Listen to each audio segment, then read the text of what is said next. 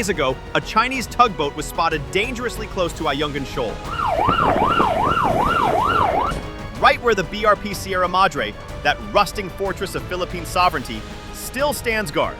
That single moment could be the one that tests Manila's red line, the line between deterrence and disaster. Once a humble World War II ship, the Sierra Madre was grounded in 1999, not by accident, but by design, to say to the world, this is ours. For over 2 decades, a small band of Marines has lived on board, isolated but unbroken, holding the front line of freedom.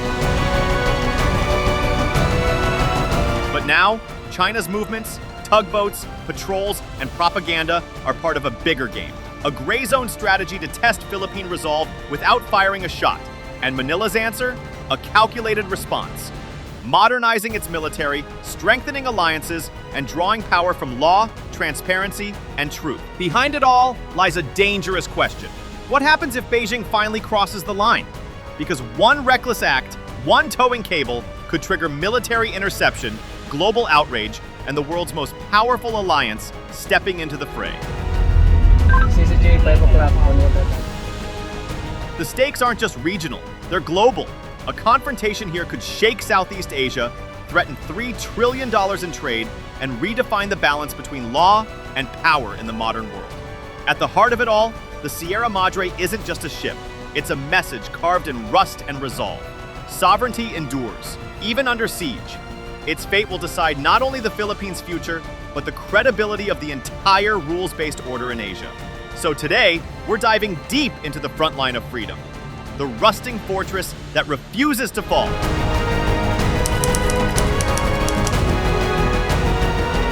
Let's rewind the clock for a second. Back to World War II.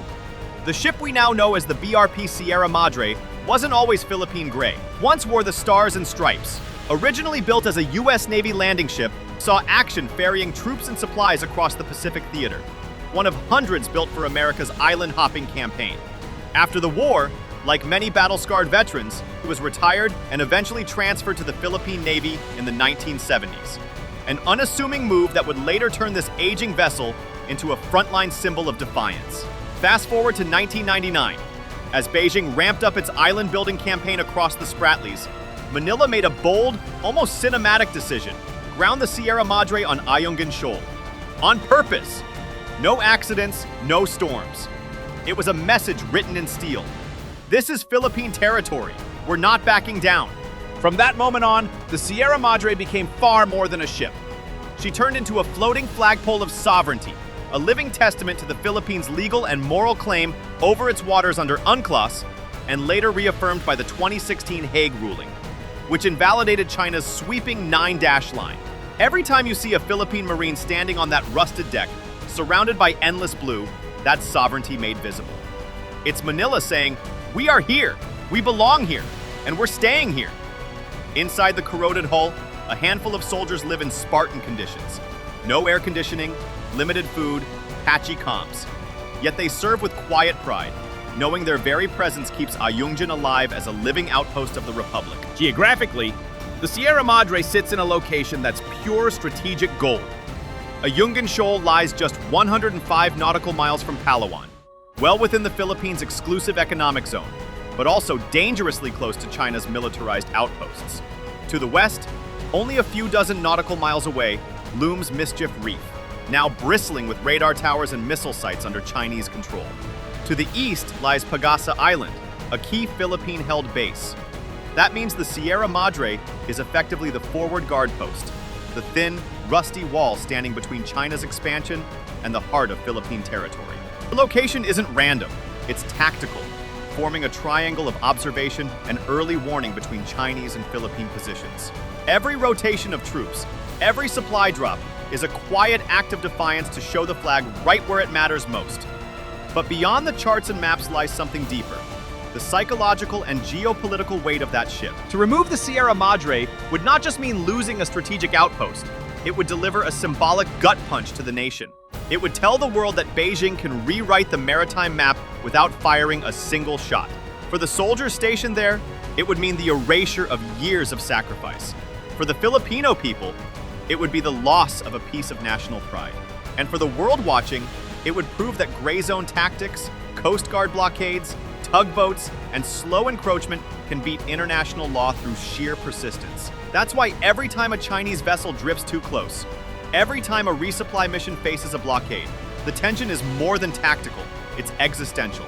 Because as long as the Sierra Madre stands, even rusted and half-submerged, the Philippines still stands with her. She's the heartbeat of sovereignty in the West Philippine Sea. Fragile, battered, but unbroken. So here's where the story hits its boiling point, Manila's red line. You've probably heard that phrase a lot in the news lately, but what exactly does it mean out there on the choppy waters of the West Philippine Sea? In simple terms, the Philippines has drawn a line in the sand, or rather, on the reef. If China ever dares to tow, dismantle, or seize the BRP Sierra Madre, that act alone would be seen as a direct attack on Philippine sovereignty. No debate, no gray area. That's the line that cannot and will not be crossed. And this isn't just political talk. Rear Admiral Roy Vincent Trinidad, the Navy's point man for the West Philippine Sea, has confirmed on record that contingency plans are already in place should Beijing make that move. At their level, they focus more on the more dangerous illegal actions like the water cannon or nudging or very close maneuvers by bigger ships than what we use. His tone was calm but firm, the kind of tone that tells you the preparations are real. "We're ready," he said. "No dramatics, no bluster, just quiet resolve. Because when you're defending something as symbolic as the Sierra Madre, the strength isn't in how loud you shout, it's in how ready you are when the shouting stops." Now, you might ask, if they have a plan, why not tell the world what it is? That's where strategic ambiguity comes in, a page straight out of Cold War deterrence playbooks. The logic is simple but powerful. Don't show your hand. Keep your adversary guessing. If China doesn't know exactly how far Manila will go, it has to think twice before acting. It's the same psychological balancing act the US used for decades. Hint at your capabilities, stay firm on your principles, but never reveal your full playbook. The unknown itself becomes the deterrent. Legally, Manila's footing couldn't be clearer. Ayungin Shoal sits just 105 nautical miles from Palawan, well within the Philippines' exclusive economic zone, EEZ, as defined by the UN Convention on the Law of the Sea. Meanwhile, China's sweeping 9-dash line claim, the map that Beijing uses to justify control over nearly the entire South China Sea, was invalidated by the 2016 Hague Arbitral ruling. That verdict wasn't vague. It flat out said China has no lawful basis for its so-called historic rights inside the EEZs of other states. So when the Philippines says, "This is our territory," it's not just emotional, it's legally backed by international law. But here's the real genius and risk behind red lines. They're not just for the enemy, they're also messages to your own people and your allies. By declaring a red line, Manila is doing two things at once. First, it's sending a deterrent message to Beijing. Cross this, and we will act. Second, it's reassuring Filipinos and the world that the government won't let another reef fall without resistance. It's a promise of resolve, of sovereignty being non-negotiable. The goal isn't to provoke war, it's to prevent one. The red line is Manila's way of saying, we're done being passive, but we're still playing smart. It's not saber rattling, it's signaling. And as every strategist knows, credible deterrence comes not from loud threats, but from quiet, consistent readiness. The kind that makes your opponent wonder, is today really the day I want to find out what they'll do? Now, let's talk about the other side of the chessboard. Because while the Philippines has drawn its red line, Beijing's been busy testing how far that line can really stretch. A few weeks ago, Filipino surveillance spotted something unusual. A PLA Navy tugboat quietly stationed near Ayungin Shoal. At first glance, it looked routine. Just another Chinese vessel loitering in contested waters. But when you look closer, this wasn't your typical Coast Guard or fishing ship. This was a heavy-duty naval tug, the kind designed to move large structures or ships. You see where this is going, right? Intelligence analysts in Manila immediately flagged it as a potential towing operation, a possible prelude to an attempt to drag away the BRP Sierra Madre. It's the maritime equivalent of bringing a crowbar to a locked door. Beijing, of course, had its own story ready. According to Chinese officials, the tugboat was merely there for precautionary support, to assist their civilian and law enforcement vessels operating nearby. On paper, that sounds harmless. But in the language of gray zone warfare, the type of shadow conflict China excels at, nothing is ever accidental. Every ship, Every maneuver, every routine patrol carries a message. And this one? It was a calculated probe to see just how far Manila and Washington would go to stop them. At the same time, Beijing's propaganda machine kicked into full gear. State media blasted Manila for provocation and illegal occupation, claiming the Philippines was the real aggressor at Ayungin Shoal. Chinese Foreign Ministry spokespeople warned of consequences if the Philippines continued its so-called hype and infringements. It's classic psychological warfare. Twist the narrative, flip the blame, and then threaten retaliation if you resist. For domestic audiences, it paints China as the responsible power, maintaining stability. For the rest of the world, it muddies the water just enough to make the aggressor look like the victim. But underneath the rhetoric lies something more deliberate: strategic signaling. This isn't about one ship or one reef. It's about testing Philippine resolve and, by extension, the credibility of the US-Philippine alliance. Beijing wants to know, will the Philippines blink first? Will Washington really come to its aid if things escalate? Every encounter, every close pass, every water cannon blast is designed to gather that answer without firing a single shot. And this fits neatly into China's broader gray zone strategy, applying steady, suffocating pressure just below the threshold of war. They push, we protest. They withdraw a little, then come back stronger. It's a slow grind meant to normalize Chinese control of the waters, to make constant harassment feel like the new normal. Over time, they're trying to wear down not just the Philippine Navy's will, but the Filipino people's attention span. Because in modern warfare, fatigue is a weapon too. Look at the pattern: ramming incidents, water cannon attacks, laser targeting, dangerous maneuvers that cut off supply runs, all while denying aggression. Each one chips away at the rules-based order a little more. Beijing doesn't need to fire missiles to win this battle. It just needs the world to get used to its presence, to stop calling it aggression. And that's the real danger. So when you see that lone PLA tugboat sitting quietly in disputed waters, remember, it's not just a ship, it's a message, a test, a question whispered across the waves. How far will you go to defend what's yours? Now here's where things get really interesting, because while Beijing is turning up the heat, Manila isn't backing down. This time, the Philippines isn't just reacting, it's preparing, calculating every move like a seasoned chess player who's finally found his rhythm. First off, let's talk about the country's strengthened defense posture. The days where the Philippines relied solely on diplomacy and prayer are over.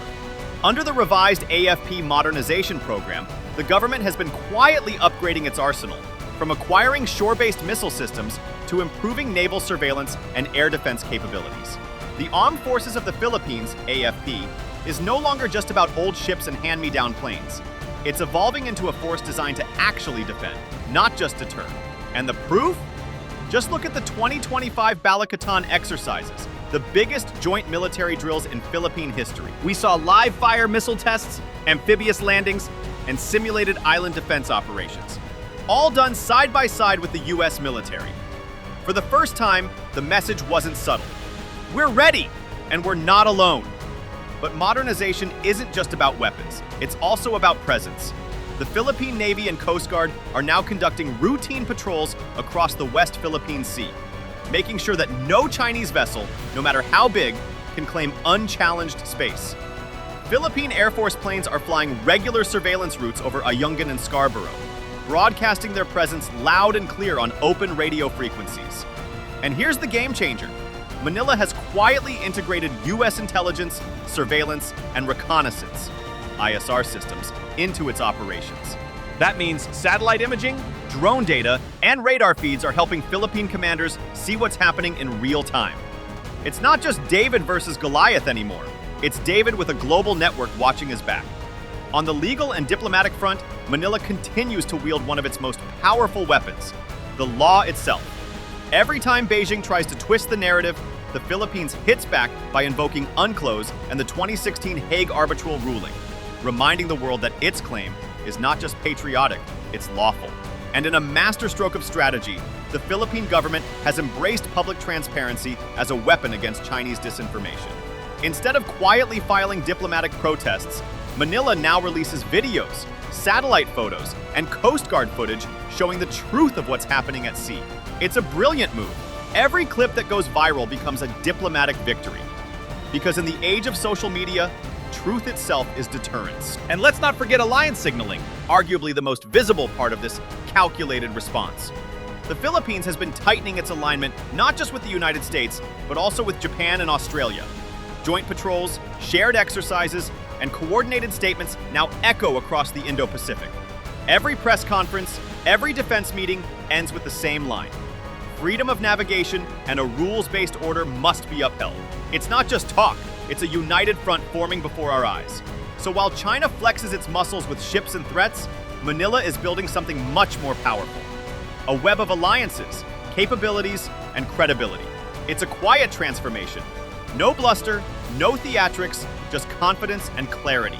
Because in the long game of the West Philippine Sea, calm is power, and readiness is the ultimate message.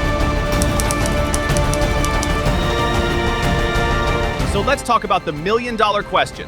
What happens if China actually crosses the red line? Because this isn't a game of theory anymore. It's a real-world scenario the Philippines has quietly prepared for. There are a few ways this could unfold.